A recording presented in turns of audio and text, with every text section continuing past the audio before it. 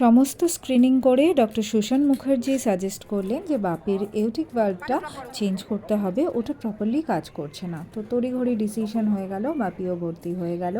7 ঘন্টার সার্জারিতে পালক এক ফোঁটা বোর হয়নি। ছোটো ঠাদ্দা, বাপির বন্ধুরা, এমনকি বৌদ্ধিস্ট সেন্টও সবাই ওকে সঙ্গ দিয়ে। 7 ঘন্টা সার্জারির শেষে খবর এলো যে বাপি ভালো আছে, সব কিছু খুব সুন্দরভাবে মিটে গেছে।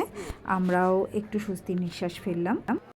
7 days later 7 দিন হাসপাতালবাসের পর বাপিকে ডিসচার্জ করা হলো। ডিসচার্জের পর একটা ছবি তোলাতুলির পালা চললো। তারপরে বাপিকে নিয়ে আমরা বাড়ি ফিরে এলাম। 24 ঘন্টা পরে যথাবিধি স্যানিটাইজেশনের পর ঠাদ্দার সঙ্গে দূর থেকে কথা বলতে পেরেছিল পালক। যদিও ছটফট করছিল, কিন্তু এখন বেশ ম্যাচিওর্ড হয়েছে, অনেক কিছু বুঝতে শিখেছে।